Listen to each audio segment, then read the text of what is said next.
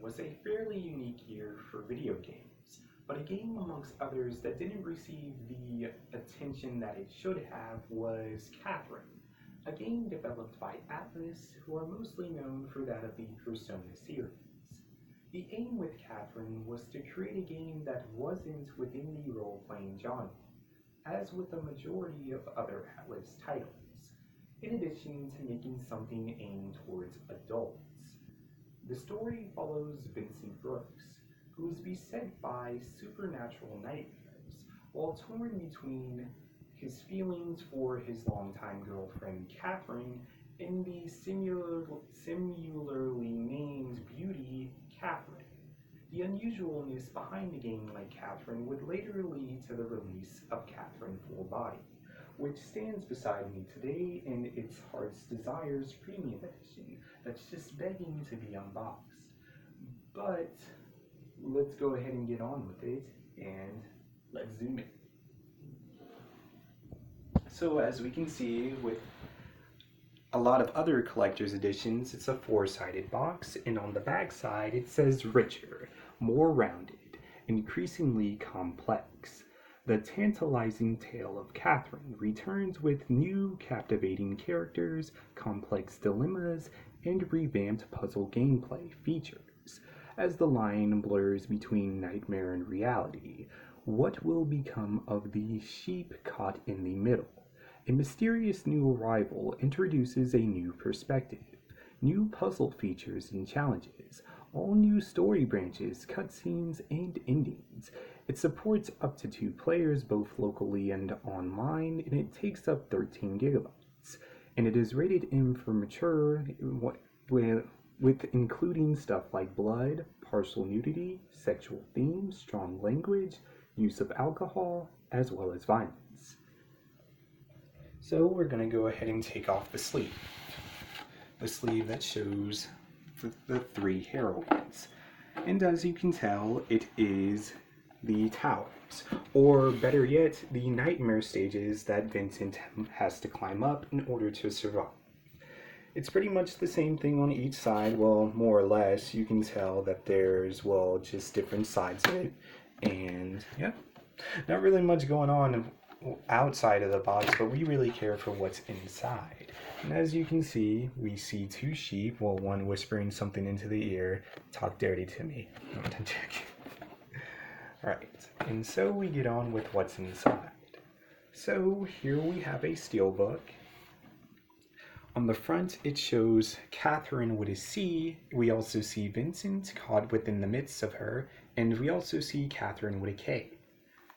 And on the other side, we see the new character, Rin, or if you want to call her by her full name, it's Quathrin, with a Q. So, inside, we obviously get the disc, and there's not essentially much going on aside from falling sheep, so, you know that story about how to fall asleep easily, you just count sheep climbing over or jumping over a fence. So that's pretty much it for that of the steelbook. And so on and so forth, we have the game's soundtrack. It's more or less, well, I'm probably just going to keep this in the wrapping. I mean, having soundtracks instantly on YouTube kind of derails the purpose of me even owning this, but as you can tell, it's just pretty much the track list of all the songs that come within the game. Putting that aside, we also have a plushie of a sheep that is in a pink polka dotted boxers. So for those of you who have not played Catherine, during the nightmare segments you see a bunch of sheep. This one clearly resembles Vincent, provided that throughout the game Vincent is seen wearing these pink polka dotted boxers. But yeah, it's a nice little plush of Vincent, so for those of you who actually really like Vincent, you might actually enjoy this plush. Moving on though, there is one final piece of the puzzle, figuratively speaking of course. It is the Catherine Full Body art book. Now I will show this off in just a bit, but I just want to warn you guys, just so you're not coming at me in the comments, this is complete spoiler territory, so if you want to go into this game like not blind at all, you are more than welcome to see the rest of this video. Otherwise, I suggest that you leave right now. So inside we just get a clear white thing. There we go, Catherine full body. I feel so immersed by seeing this everywhere I go now. And as you can see on the left side, we have the table of contents, pretty much just telling us which specific character is on which specific page. And then on the right side, we just get Catherine with a C, I believe. Moving on, we have Vincent Brooks as he appears in the game, or throughout the course of the game, and just some art design. And then we also see earlier images. For those of you who might have played Persona 5, you might realize that this looks a bit like Mr. Komoshida. I mean, it honestly looks like that to me. But moving on, we get our new heroine, which is Rin. We see some very interesting artwork. She is completely new, so take that in mind. And we also see some early concept art of her throughout the course, throughout the course of development, even more. And then so on and so forth. We move on to yet another love interest in the form of Catherine with a C. And then we also get earlier concept art and also a fairly new one showing her in high school form. And we get Vincent's longtime girlfriend, Catherine with a K.